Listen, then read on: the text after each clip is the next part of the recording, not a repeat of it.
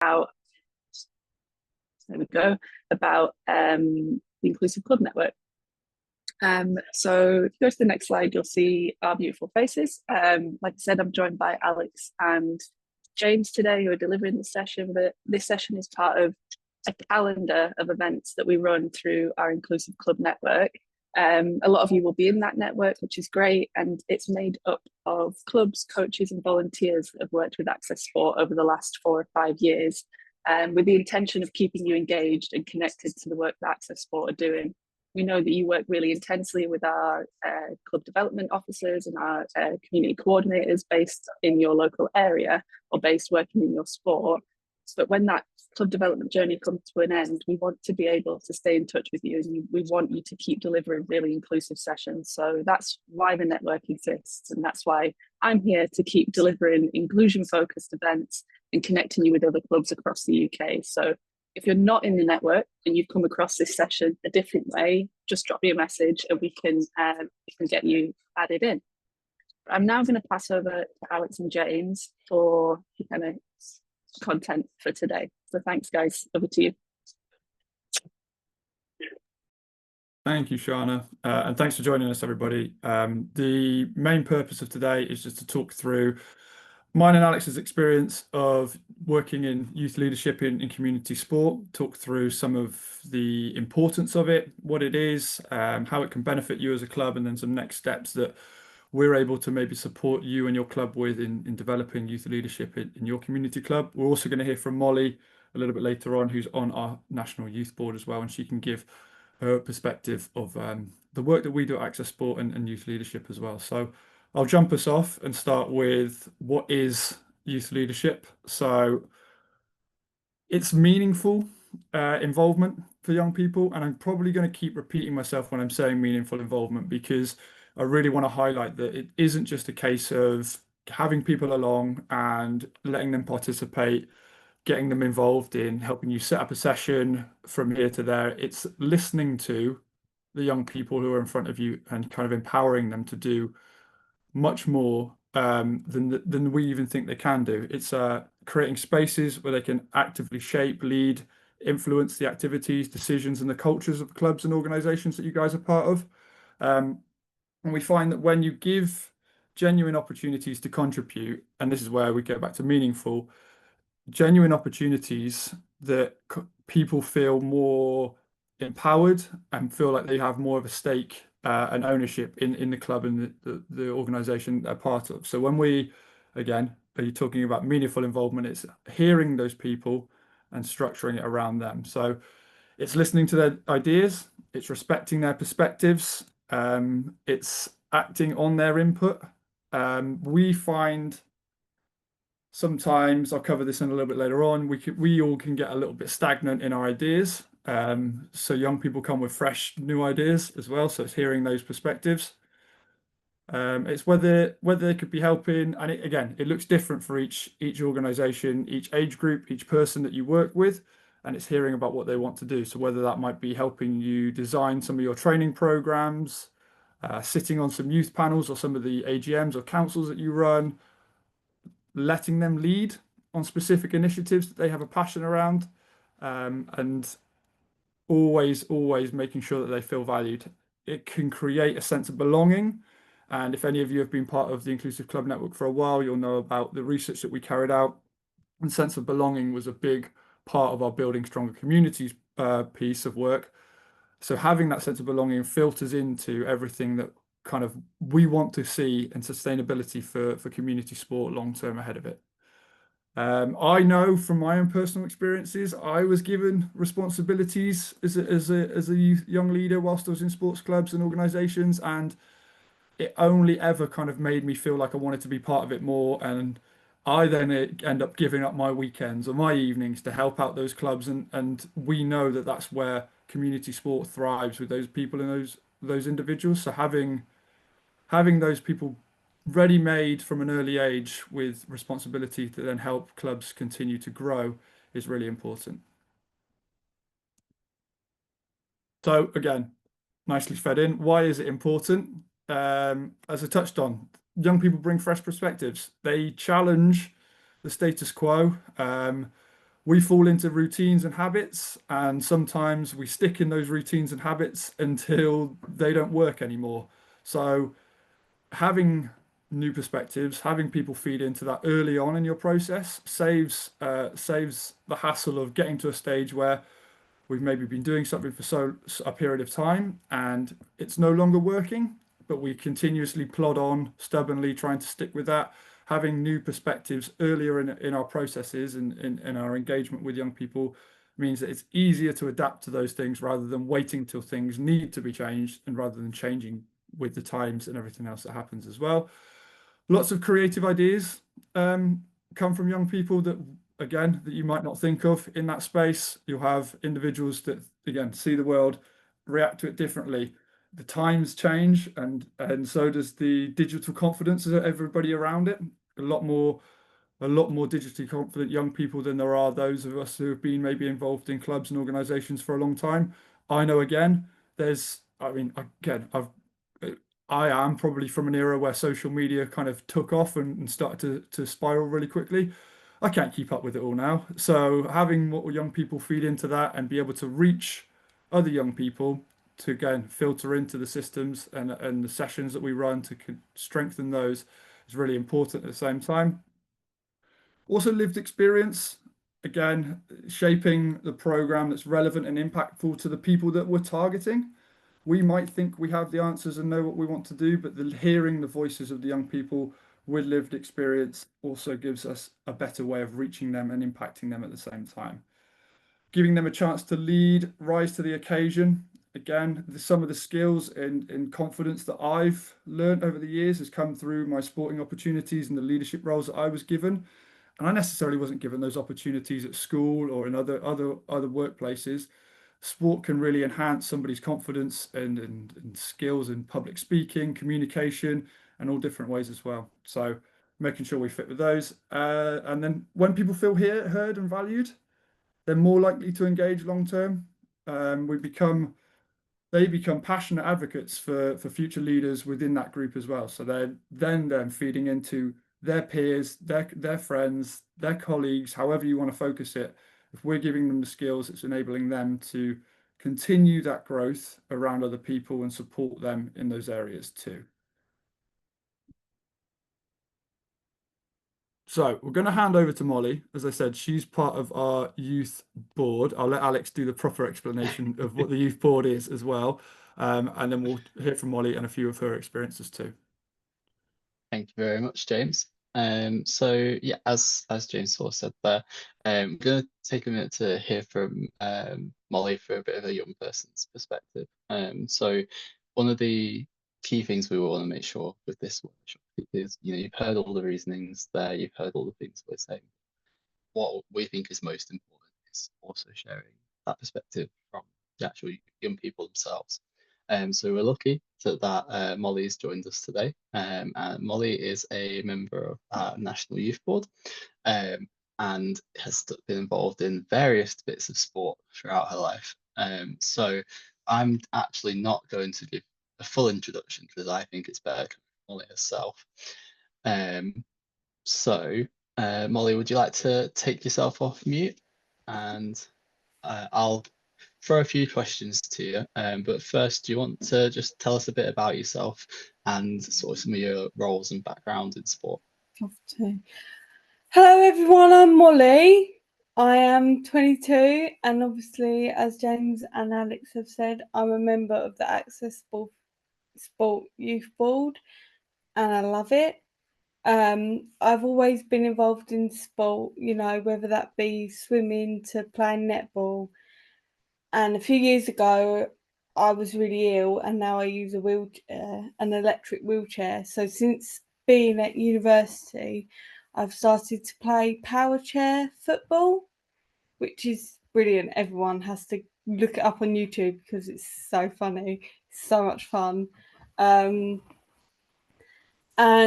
yeah, on the youth board so far, I'm in my I've nearly completed 2 years. And we've put together initiatives, filming social media content, and I've recorded a podcast. Brilliant. Did I say that I was studying sports coaching at university? Whoop whoop. And graduating in a few weeks. I graduate in September, yeah. But I'm going back to do 2 more years.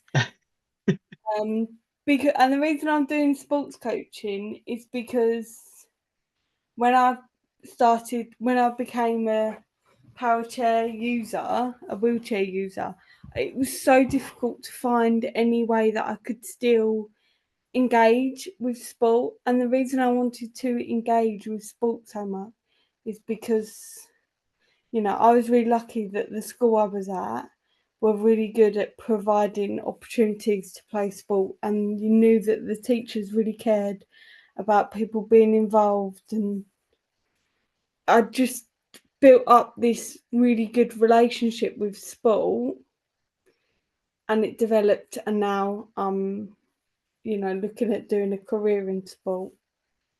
That's amazing. Thank you, Molly. So I'll just kick us on to our next question, which is just why do you think it's important for young people to have the opportunity to lead in this?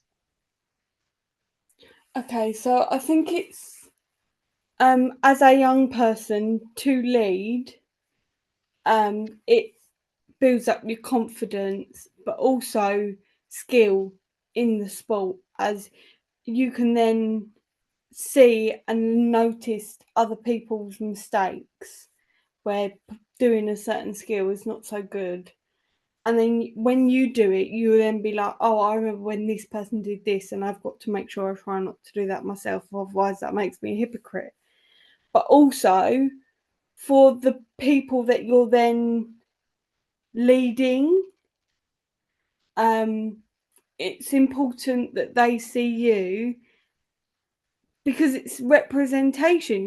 There's been a massive increase in equality, diversion and inclusion, but I think that also includes young people, because if a young person who's starting in a sport can see someone who's a few years ahead of them, it can give you motivations to get to that stage or further, or I think it will push you to stick at it for longer. And as sport leaders, that's one of the main goals of leading young people in sport, to build consistent, active, healthy lifestyles. So I Yeah, think 100%. And we talk about that role models piece quite a lot, don't we? Yeah. Like it's good to have people you can see who you doing it, and that gives other young people more of a idea that they can also do that as well. And yeah, I think that's a fantastic point. In terms of meaningful involvement, so James already touched on, but to you, what does that look like, and what does it look like to be meaningfully involved in sport for you as a young person? when I was playing like competitively, it was for the win. Like, we're here to win, we're not here to play, we're here to win, because that's the mindset that I have. That wasn't because of anyone else, that was on me. But meaningful involvement, it's what matters to the person. So at university we talk about how people can be categorized as need to avoid failure or need to achieve. So then I think, so for gymnasts, it could be getting up to that level 10, but at the same time, it could also be that someone a lot younger than you starts at your club at some point in your journey, and you can be a mentor and help them develop, and then they proceed to the next level or in the next competition, and that can be meaningful for you as the coach. Yeah, 100%. So it's definitely sort of different for each young person, and I think every young person sort of has different motivations for being involved in sport, which is something we have to be quite mindful of. So my final question for you, how does it feel when you're involved in decision making about your sport, whether that be with the National Youth Board or in your power chess sport now or anything else? Yeah. Well, obviously empowering, because I may not be the one coaching, but it's if you're playing the sport, it's you putting yourself out there, and even the coach saying, "Do you want to compete? Shall I organise a match or an event?" Or because then you're the one who's going out there and performing. And as the young person, it's about being able to decide for yourself, being able to voice your own opinions. And definitely, what James said about younger people will have a different perspective on the world. So I definitely think that's Yeah, 100%. And I think we as adults can sometimes be quite quick to forget that side. Actually, young people are involved in sport for all different reasons. And we might just go, well, yeah, well, we're going to do this and this and this, but actually sometimes just asking. Yeah, really. because the other thing is you may be coaching someone who's been coached somewhere else before, and you might want to do something and then just do it, which that's your prerogative. But you never know, because that young person that you're coaching may have done something like that before, and maybe it didn't work for them, maybe it did. Either way, they've had experience, and it's good to just ask. Still people, right? 100%. Thank you very much, Mollie. Mollie is going to stick around and we'll have a little Q&A at the end. So if you do have any questions specifically for Mollie, please do put them in the chat, or anything you want to pick up there, please let us know. But for the meantime, I'm just going to hand back to James for the next section. Thanks, Alex. Thanks, Mollie, as well. Great to hear from you on your experience, and I hope people have got some probing questions for you, because I think you've got a lot to share as well. So the benefits to your club, and why involving young leaders in your club is going to be helpful to you. We can look like this. It can be that it empowers those young people in your club, and it isn't just like the nice thing to do. It can be a strategic move as well that then helps you build long-term strength and sustainability. It supports youth leadership and involvement. It helps you build confident, capable future leaders as well. And Mollie talked about gymnastics, and there's a club that I'm starting to work with here in Bristol, who are a gymnastics club, and part of their program for their athletes or their participants is that they have to come and volunteer at some of the younger age sessions. And not only does that then give them the skills and confidence to reflect on their own sporting capabilities when they're doing something, because it gives those athletes or those participants a way to look at, oh, maybe I can teach someone how to do it, but whilst I'm teaching someone how to do it, I can reflect on my own practice and take those things away there. It helps them develop their sporting capabilities, but it also helps develop their communication skills, their understanding, their listening. And it also then helps you as a club, because sometimes we're always short of volunteers, helpers, parents, carers, anybody that we need on a sideline or next to the pitch or next to the court, or to help with those smaller roles that sometimes we find ourselves doing all of them, because it's hard in community sports and it can be quite a lonely place. If you're having a space where those young people can come forward and take some of that on board and begin to support you in those elements, but support themselves and support the other young people in and around your club, it creates that sense of belonging and creates more opportunities for them in that time as well. It helps, again, it helps to reduce volunteer turnover. ensures the club remains vibrant and well resourced for years to come. It also keeps clubs relevant and responsive. So I talked about this a little bit at the beginning. If we continue to do things the same way, we get a little bit stagnant. So having more input, having different voices in the room creates different thinking.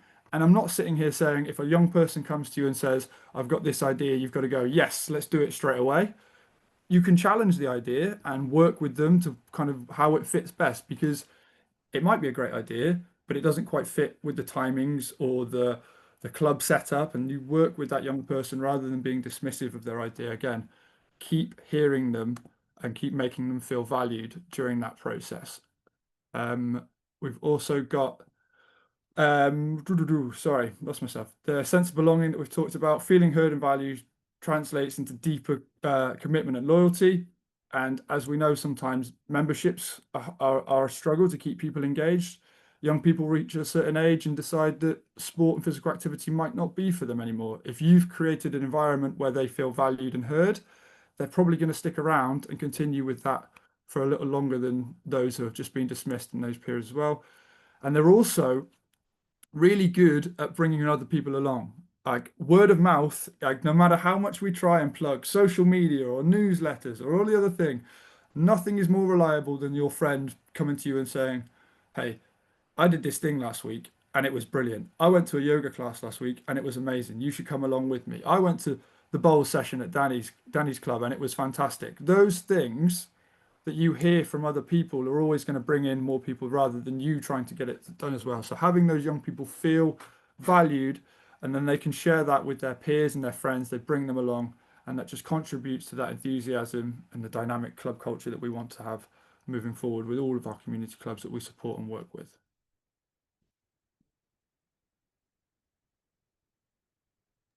Sorry, I struggled to find the unmute button there. Thanks very much, James.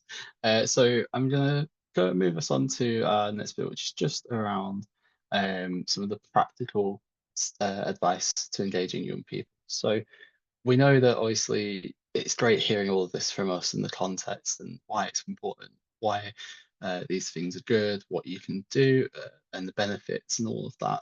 But at the same time, I understand that a lot of people will then be going, yeah, sounds great. How do we do that? So we want to share some smaller ideas on practical ways you can start to engage young people within your club, and part of the way you can sort of get them involved in different parts of the club. So as I said, start small, so it doesn't have to be big. It doesn't have to be revolutionary and changing everything overnight and radical from the start. But the first point I always say is just to ask young people what they like, what they don't like. So if you have young people in your club already, just have a little chat and say what's working, what's not. You know, is training fun? Is the clubhouse inviting? Do you like coming in here?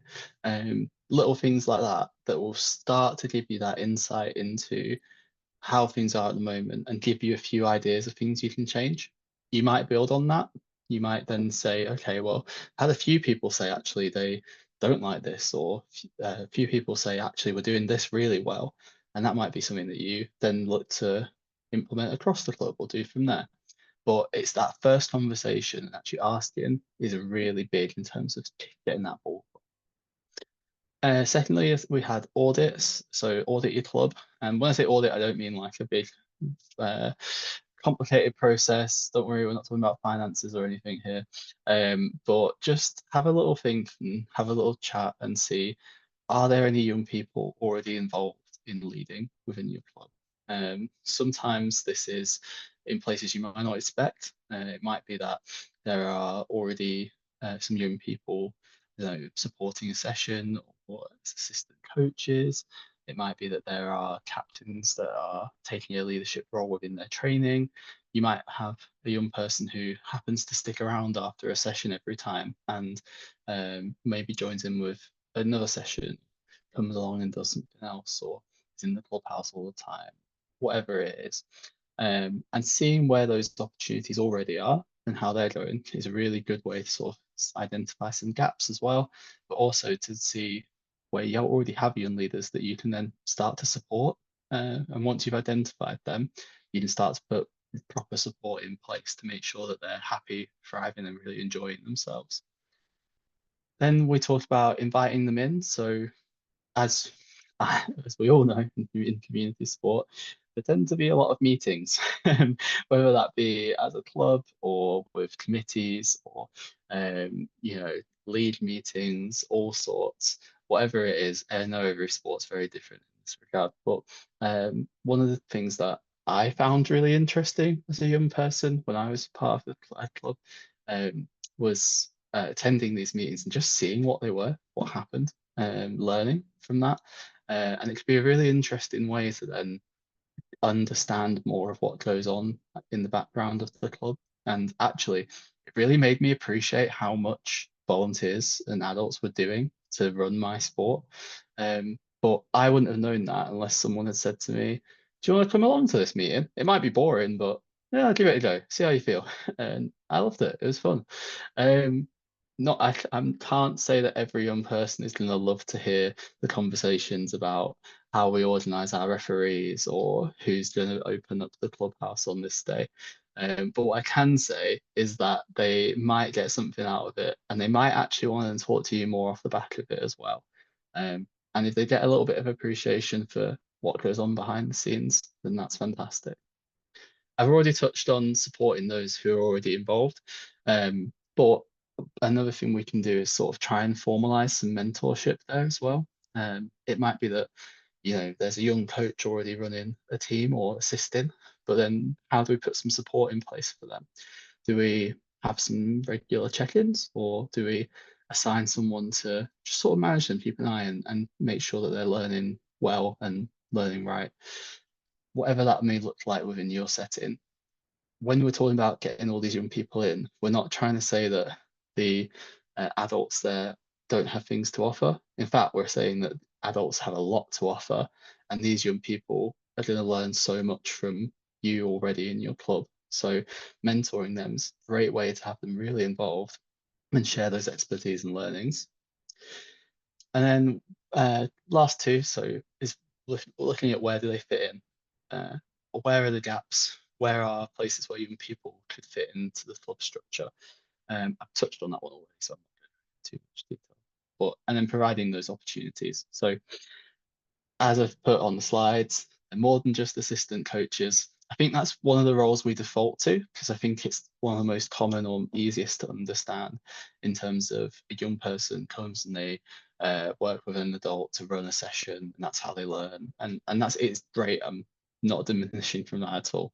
But there are also so many roles behind the scenes, so many bits of organisation that go on, so many things that you'll plan and do as a club.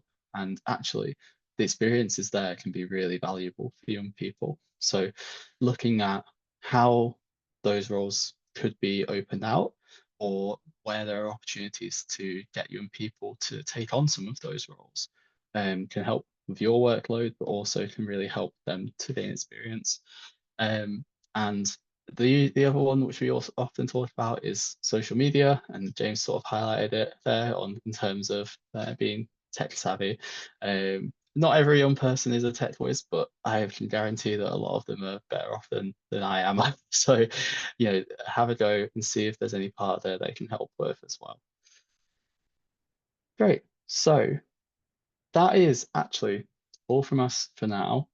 So I'm going to stop sharing the slides because we're going to next move on to our Q&A session. So if I stop sharing there, hopefully you can all see us. And what we'll do now is if you've got any questions, we've got lots of time, which is fantastic. So if you've got any questions that you'd like to share, anything you want to talk to us about, ask us about, you've got a whole team of us here, and any questions for Mollie as well, we can put to her as well, if that's all right with you, Mollie. But now's the time, and we wanted to leave plenty of time for anyone to get into any specifics they might have. We'll have a little bit of a roundup afterwards, so probably do 10-15 on questions and then wrap up. Could maybe start with one that came in to the chat, Alex. Molly, you've got loads of praise flying in from the chat, which is great to see. But Lisa asks, and I guess this is to Molly, but Alex and James jump in as well. What would be your tips on developing a young person-led culture in a competitive environment, ensuring that aspirations can still be met and reached, but the young people are still in control and still have meaningful involvement in that environment? I think the first step. Oh, I think that the first step was kind of covered. Ask questions to the young people. How much would they like to take on? How much coaching or assisting or that sort of thing do they want to do? Also, supporting young people with qualifications from NGBs. I think that can be really motivating to have an official, an official stamp to say, yes, you are capable of doing this. That's amazing. I completely agree. And I think, sorry, Alex, completely spoke over you there, but your point on making sure they're involved in the meetings and those kind of decision-making conversations, I think naturally will create a young person-led culture because their voices will be heard. Absolutely. 100%. I'd just add, if we're talking about a like performance environment as well, so thinking about like competitively playing and engaging, one of the key things is accountability. And one way that young people can lead on that is holding themselves accountable and also holding their teammates accountable. But that can start with an agreed set of I don't want to say rules. I don't know what quite the standards. So having that discussion as a group, as a collective, saying, here's what we all think, here's what we're all going to do, and we're going to hold each other accountable to that. And that creates a team of leaders there, and everybody is involved, everyone's engaged. And actually, the key is having young people set that standard. They can all discuss it and agree to it and say, right, we want to perform, we want to get to this level, we want to push ourselves this much and do this, and then sort of go from there in terms of how that's done. And you might then be the one that leads on that, on the how, if you're the coach, but those young people have bought in and they've agreed that, and they're all going to hold each other accountable, and they're all leading on that together. Awesome. Danny, very patient with him, waiting with your hand up. Go for it. Okay, thanks. Can you hear me? Yeah. We can, yeah. It was just to offer a word of caution to some extent, because at our club we had a couple of young people, one 16, one now 19, who were coming along, and they've trained up to become fully qualified coaches.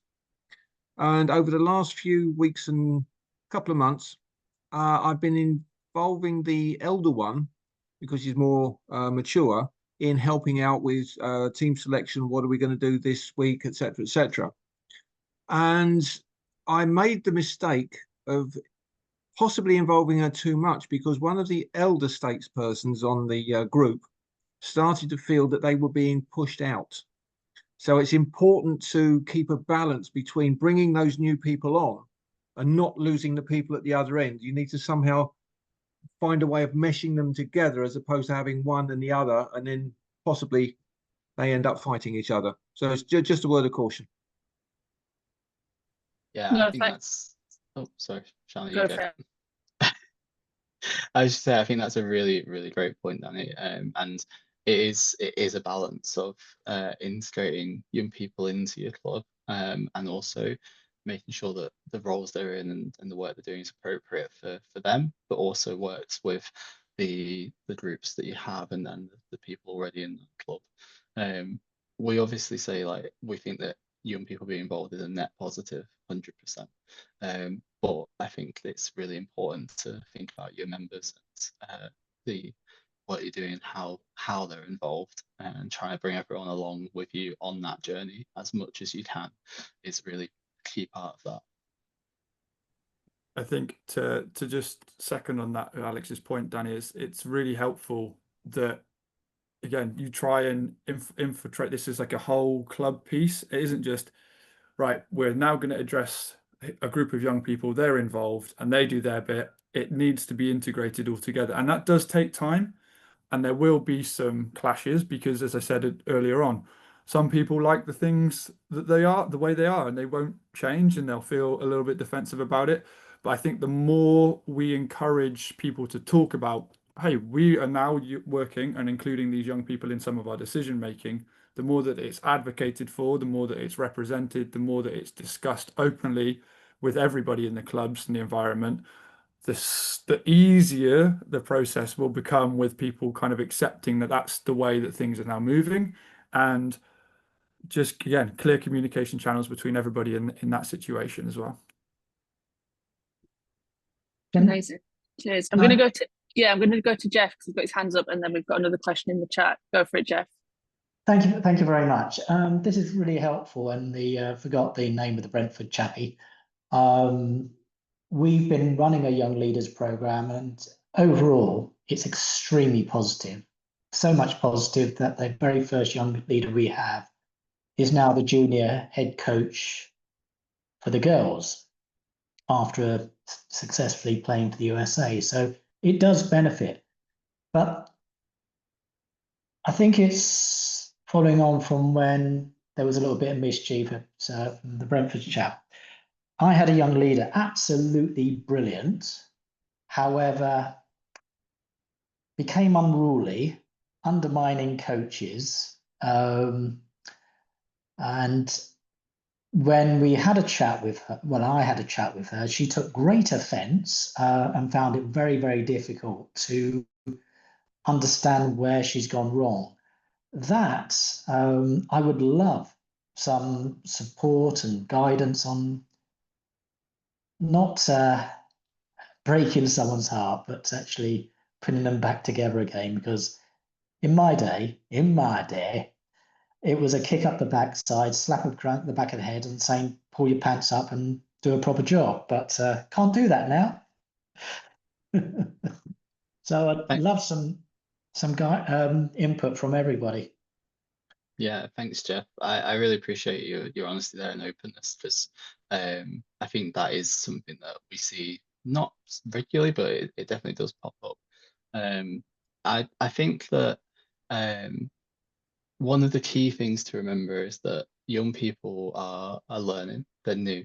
They're new to all of this. We look at ourselves. Have got years of experience in loads of different places, and we've gone through those steps of trying everything out and thinking we've got it sussed, things not working out, and then it all falling apart. And we've learned from those mistakes. Whereas a lot of young people, this might be completely first time doing something, first time things have gone wrong. It's a lot of a learning curve for them. And so remembering that and trying to work with them there to say, you know what, like, it's gone wrong. Things aren't going right at the moment, but let's talk about this. Let's work out where that went wrong, and we're going to support you, we're going to stick with you, but we do need to address this and find a solution. Being supportive and sort of saying, this is a team effort here. We're here, we're with you, and we are going to work out a solution together. And try and make that like safe space for them to make those mistakes and to have those challenges is really important. And we have to remind ourselves as adults sometimes, and I have to do it all the time, that young people will do that, will make mistakes. It happens, and they'll learn from it, and they probably will be even better for it afterwards. So that would be sort of my key advice.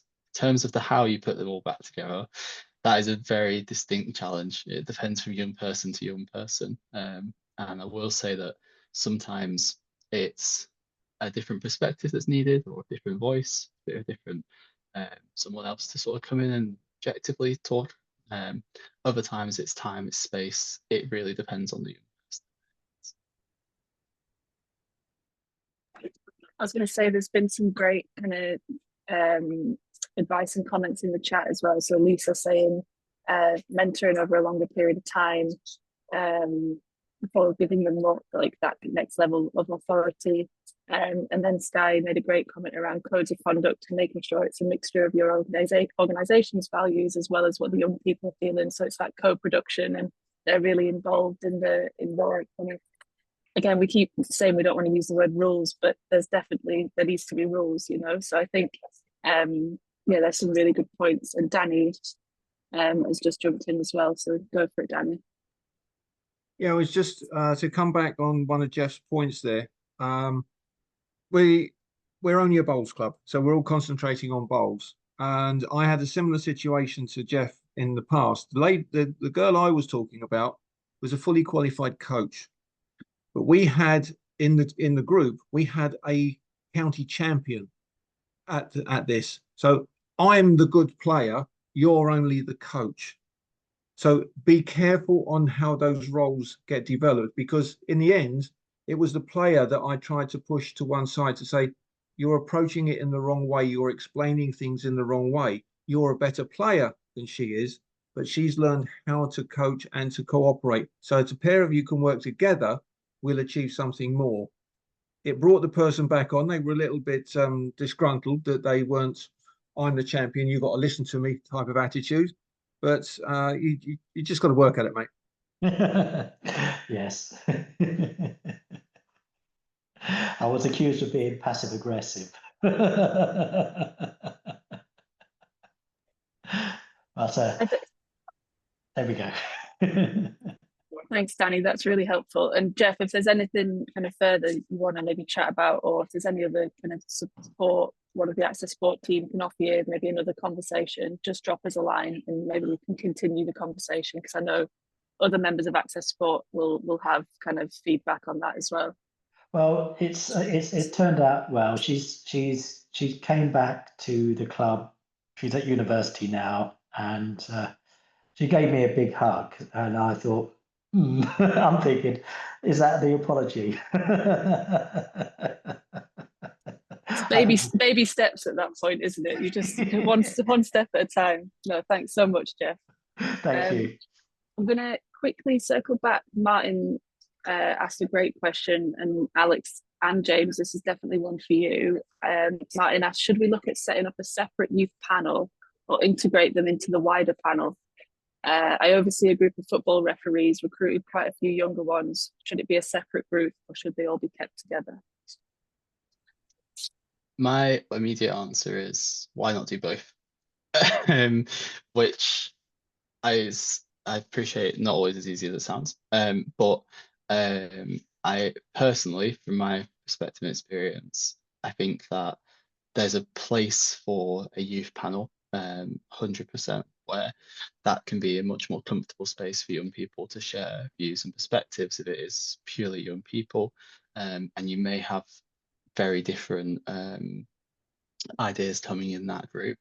What's also really valuable is for those young people to be engaged with the wider panel for their experience, for their learning, and also because one day they won't be a young person and that panel is going to still exist. So as much as we can integrate those as well at the same time, the benefits are there for them to sort of go on that journey together in that case. So I would say having both is really valuable. Unfortunately, that does mean you then have two groups to manage, but you get a lot out of each for different reasons. To support that, I would agree with what Alex is saying, to have those different groups being able to create environments where those young people feel safe and feel like they can maybe contribute more and it's not so intimidating is great. And then to feed, maybe within that group, have a nomination process where even more leadership can be developed, and somebody who feels confident and ready to bring things forward in the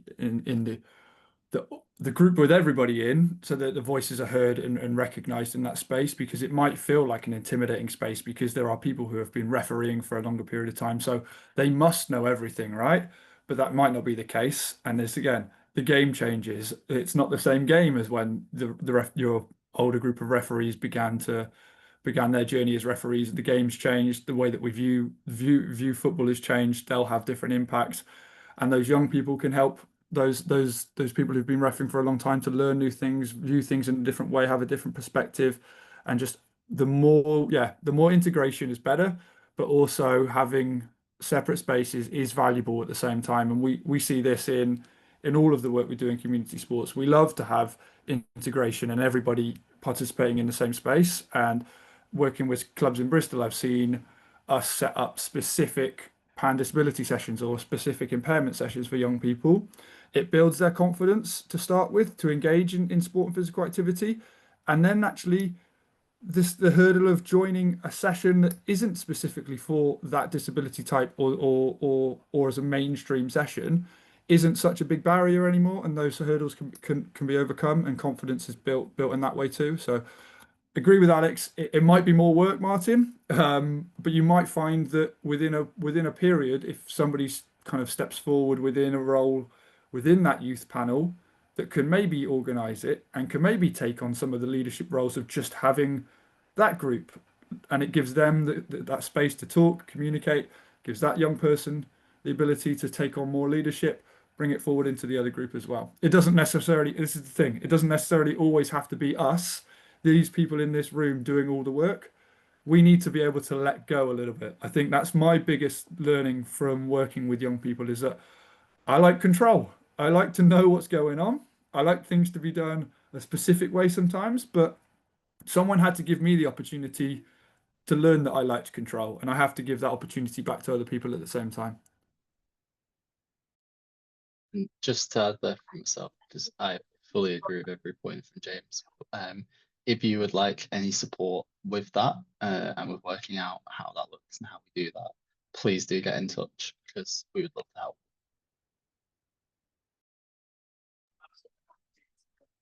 Nice. Great question. I think I'm going to end on one question, and I'm going to end with Mollie because we have to. Sorry, Mollie.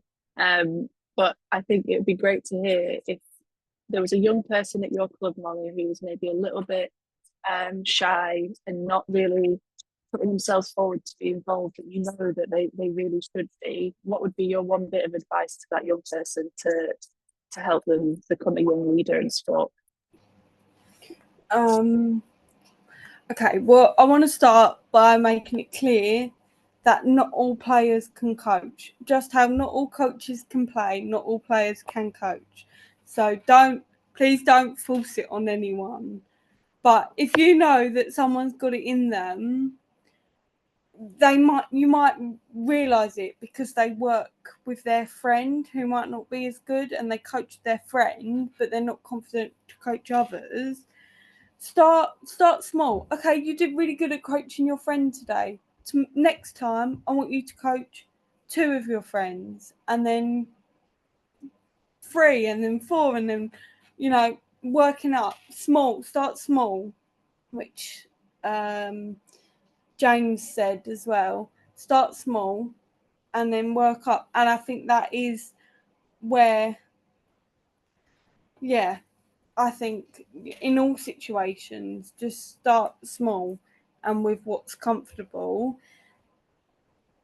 Maybe, positive reinforcement, and they should be able to see the fruits of their labour. So they should be able to work with 3 individuals, and then let's say you play a match where them 3 individuals do really well.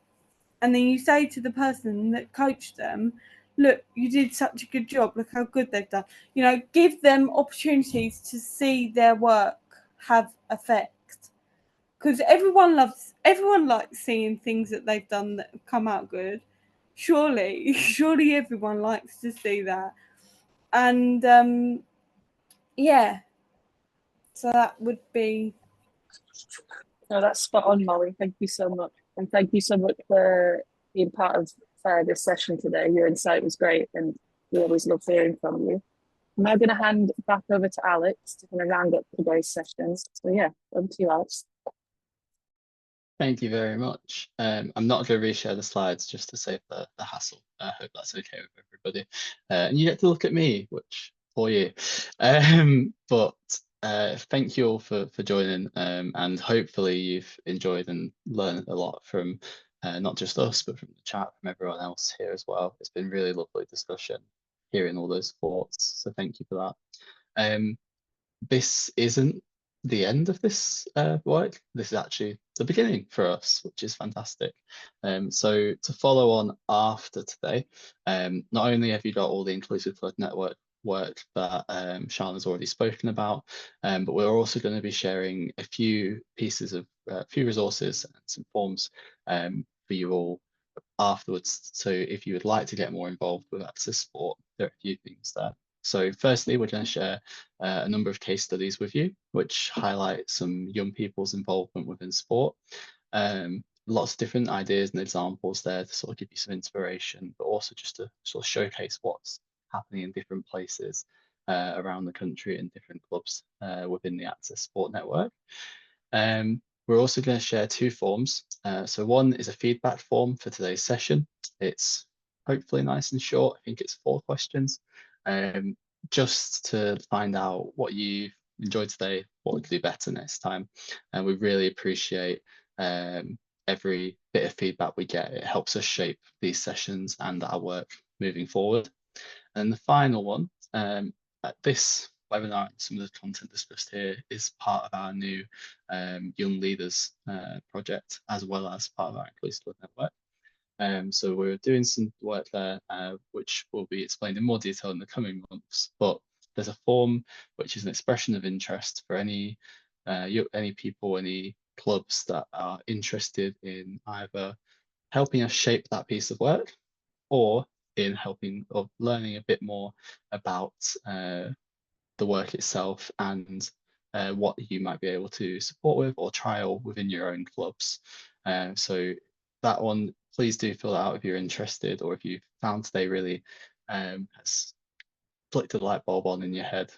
Please do fill that one out, because we'll be keen to work with you and support and try out some new work. So thank you very much, everyone. Thanks, Alex, and thank you for running today's session. Thank you, James, as well, for being part of it. So yeah, that's brings us to the end. Finishing a little bit earlier, so I hope you all get a chance to go and make a cup of tea before whatever you're doing this afternoon. I'll be sending that follow-up email with all those links hopefully tomorrow, so keep an eye on your inbox for those. And like I said, if you've got any other questions, please feel free to get in touch. We're always here to have further conversations and answer any of the questions you have. But for now, thank you so much for joining us on your lunch today, and hopefully see you at another Inclusive Club Network event soon. Thanks so much. Thanks, everyone. Thank you.